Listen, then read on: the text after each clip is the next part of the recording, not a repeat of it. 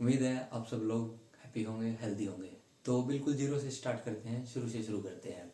तो सबसे पहले अगर मैं आपको एक क्वेश्चन पूछूं कि हम लोग पढ़ते क्यों हैं, पढ़ाई क्यों करते हैं, तो उसका आपके पास क्या जवाब होगा, क्या आंसर होगा?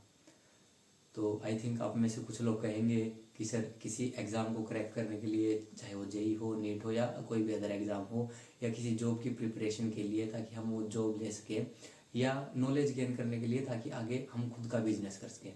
तो ओवरऑल अगर इनका कंक्लूजन देखा जाए तो एक ये कंक्लूजन आता है कि हम लोग नॉलेज गेन करना चाहते हैं ताकि हम अपनी लाइफ में स्टेबल हो जाए। तो जैसे हम लिविंग बींग्स अपनी लाइफ में स्टेबल होना चाहते हैं, वैसे ही हमारे आसपास ढेरों ऐसे नॉन लिविंग थिंग्स या एटम्स या मॉलिक्यूल जिनको हम बोलते हैं, वो एक दूसरे के साथ रिएक्ट करते हैं ताकि वो स्टेबल हो जाए। तो यहाँ से हमारा वर्ड आता है रिएक्शन। और जो हमारे एटम्स एंड मॉलिक्यूल्स रिएक्ट करते हैं, इस वर्ड को हम डिफाइन करते हैं केमिकल रिएक्शंस लिख के। Chemical reaction.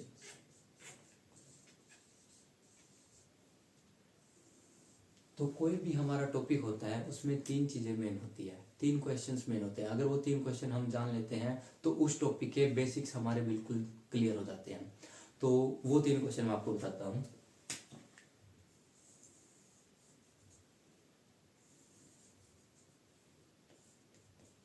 पहला है व्हाट, दूसरा है व्हाई, तीसरा है हाउ। अगर इन तीन क्वेश्चंस के आंसर्स हमें पता चल जाए तो हमारा बेसिक क्लियर हो जाता है कि हम लोग उस चैप्टर को या उस टॉपिक को पढ़ते क्यों हैं।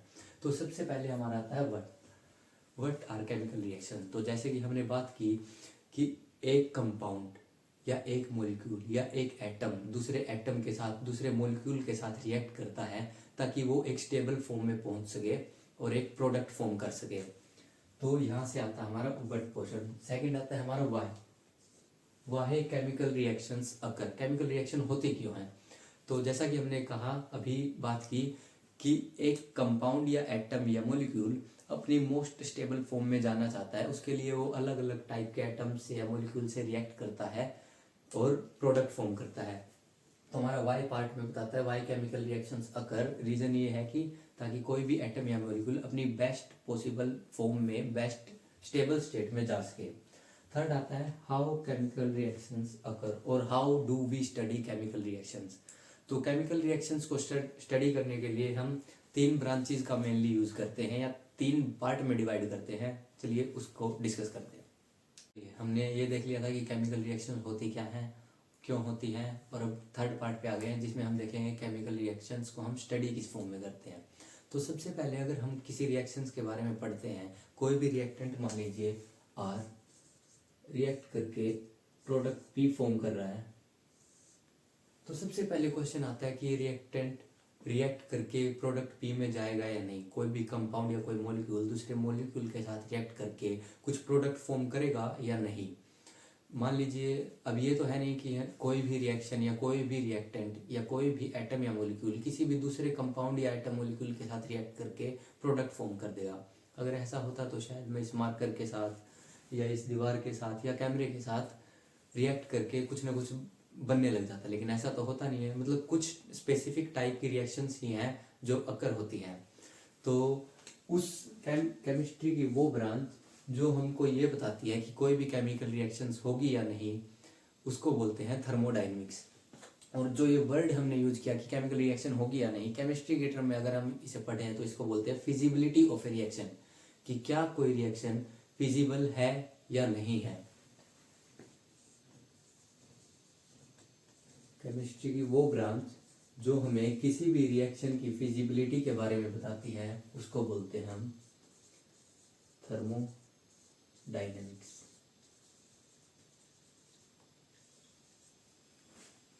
तो चलिए मान लीजिए कोई भी रिएक्टेंट आर है, वो प्रोडक्ट फॉर्म में होता है, ये हमें पता चल जाता है कि वो रिएक्शन होगी या नहीं।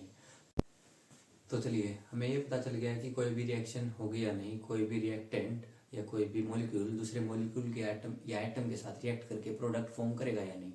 तो सेकंड टाइप जो हमारे केमिकल रिएक्शंस में होता है वो हमें बताता है कि कोई भी रिएक्शन हो रही है अगर, तो वो किस स्पीड से हो रही है। उस रिएक्शन को होने में 1 मिनट लग रही है 1 घंटा लग रहा है, 1 दिन लग रहा है, या 1 महीना लग रहा है। तो जो ब्रांच, केमिस्ट्री की जो ब्रांच हमें स्पीड के बारे में बताती है किसी भी केमिकल रिएक्शंस की, उसको बोलते हैं केमिकल काइनेटिक्स। और जो टर्म यूज होती है केमिस्ट्री में स्पीड को बताने के लिए, उसको हम बोलते हैं rate of a reaction. Chemistry की वो ब्रांच जो हमें रेट या स्पीड ऑफ रिएक्शन के बारे में बताती है, उसको बोला जाता है केमिकल काइनेटिक्स।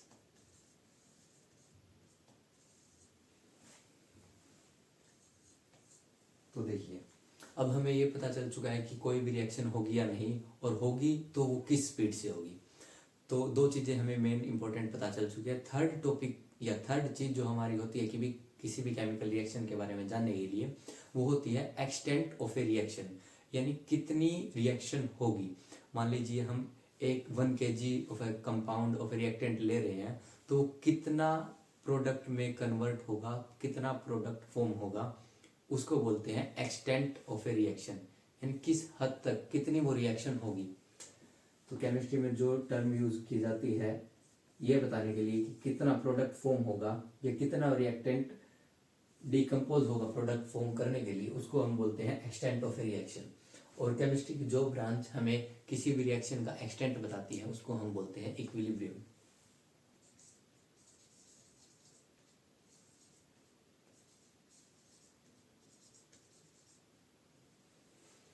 तो चलिए, केमिकल रिएक्शंस, ये 3 चीज़ें जान के हम केमिकल रिएक्शंस के बारे में मैक्सिमम चीज़ें बता सकते हैं।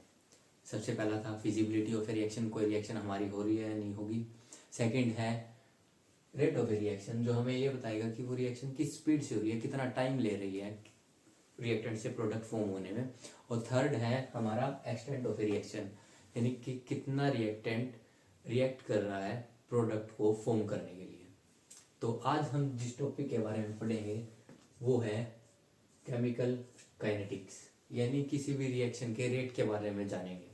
तो चलिए केमिकल काइनेटिक्स से स्टार्ट करते हैं। चलिए केमिकल काइनेटिक्स से स्टार्ट करते हैं। देखिए यहाँ पे आता है वर्ड काइनेटिक्स, जो कि डिराइव होता है एक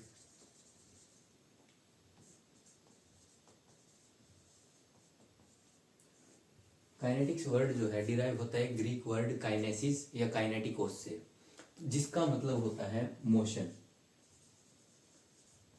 जैसा कि हमने देखा अभी, रेट या स्पीड ऑफ ए रिएक्शन हम बताते हैं केमिकल काइनेटिक्स की मदद से, जो कि हमारा रिलेट करती है मोशन शब्द से। तो जैसा कि हमने केमिकल रिएक्शंस में 3 चीज़ों के बारे में जाना कि हम केमिकल रिएक्शन, सबसे पहले कि हम केमिकल रिएक्शंस होती क्या है, सेकंड केमिकल रिएक्शंस क्यों होती है, थर्ड हम केमिकल रिएक्शंस को पढ़ते क्यों हैं। यही 3 क्वेश्चन जो कि सबसे ज़्यादा इंपॉर्टेंट होते हैं किसी भी टॉपिक को पढ़ने के लिए, यही 3 क्वेश्चन हम लगाएंगे केमिकल काइनेटिक्स के लिए। तो सबसे पहला क्वेश्चन है what is chemical kinetics, second है why do we study chemical kinetics, and third है how chemical kinetics is studied. तो सबसे पहला क्वेश्चन केमिकल काइनेटिक्स होती क्या है, जो अभी हमने डिस्कस किया कि केमिस्ट्री की वो ब्रांच जो किसी भी केमिकल रिएक्शंस के रेट के बारे में बताती है, उसको बोलते हैं केमिकल काइनेटिक्स। तो इस केमिकल काइनेटिक्स की मदद से हम किसी भी रिएक्शंस का ये देखेंगे कि कोई भी रिएक्टेंट प्रोडक्ट फॉर्म होने में कितना टाइम ले रहा है, कितनी कंसंट्रेशन उसकी किसी भी पर्टिकुलर टाइम रेंज में चेंज हो रही है, कितना रिएक्टेंट प्रोडक्ट में फॉर्म हो रहा है। सेकंड है why do we study chemical kinetics, किसी भी रिएक्शन का रेट जानना हमारे लिए क्यों जरूरी है। तो इसके लिए एग्जांपल लेते हैं, हाल ही में कोविड पैंडेमिक आई थी, जिसके टाइम पे अलग अलग साइंटिस्ट वैक्सीन्स बनाने में लगे हुए थे। तो वैक्सीन बनाने के लिए डिफरेंट टाइप की केमिकल रिएक्शन होती है, तब जाके कोई वैक्सीन या दवाई बनती है। तो अगर हमें यही नहीं पता होगा कि वो रिएक्शन हमारी कितनी देर में हो रही है या अगर लंबे टाइम में हो रही है, तो उस रिएक्शन का हमारे लिए कोई भी मतलब नहीं होता है। तो यहाँ से हमें पता चलता है कि केमिकल काइनेटिक्स की या रेट ऑफ ए रिएक्शन जानना हमारे लिए कितना ज़्यादा जरूरी है। फर्स्ट था केमिकल काइनेटिक्स होती क्या है, सेकंड है काइनेटिक्स हम क्यों पढ़ते हैं, रिएक्टेंट या फिर किसी भी रिएक्शन का रेट या स्पीड जानने के लिए या टाइम जानना हमारे लिए क्यों ज़रूरी है, ताकि किसी भी वांटेड रिएक्शंस का हम रेट बढ़ा सकें वांटेड रिएक्शन मीन्स जो हमें बहुत जल्दी चाहिए होती है, जैसे पैंडेमिक के टाइम पे वैक्सीन बनाना, या कोई भी हमारी बॉडी में रिएक्शंस हो रही है, जैसे हम किसी डिजीज से सफ़र कर रहे हैं तो हम दवाई लेते हैं ताकि वो दवाई बहुत जल्दी उस डिजीज पे अटैक कर सके और हमें क्योर कर सके। इन रिएक्शंस को हम बोलते हैं वांटेड रिएक्शन।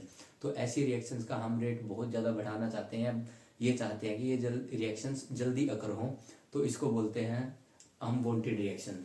तो हम ये चाहते हैं कि वांटेड रिएक्शन हमारी जल्दी हो। अगर हमें ये पता होगा कि वो किस रेट से हो रही है तो हम उसके रेट को चेंज कर सकते हैं ताकि वो रिएक्शंस हमारी जल्दी हो। और कुछ रिएक्शंस हमारे लिए होती हैं जैसे अनवांटेड रिएक्शन, जैसे कि कोई पॉइजनस सब्सटेंस हमारी बॉडी में चला जाए और उसको हमें रोकना हो, तो उसको हम कैसे रोकेंगे, या उसके रेट को हम इतना स्लो कर दें कि वो हमारी बॉडी पे कोई भी इफेक्ट ना डाल पाए, उसको बोलते हैं। या फिर इस रेट को जानना हमारे लिए इसीलिए ज़रूरी है ताकि हम वांटेड रिएक्शंस के रेट को बढ़ा सकें और अनवांटेड रिएक्शन है हमारी उनके रेट को कम कर सकें। थर्ड कैटेगरी आती है हमारी how do we study chemical reactions. तो सबसे पहले हम रेट के बारे में जानते हैं कि रेट होता क्या है, rate of a reaction, basic definition जो हमने पढ़ी है। सेकंड होता है रेट लॉ। थर्ड होता है ऑर्डर ऑफ ए रिएक्शन।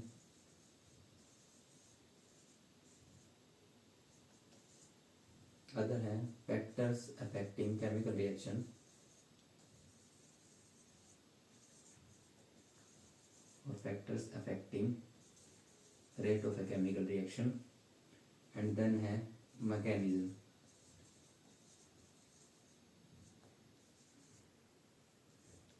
किसी भी रिएक्शन का मैकेनिज्म क्या होता है। तो चलिए सबसे पहले रेट से हम स्टार्ट करते हैं। रेट ऑफ ए रिएक्शन क्या होता है।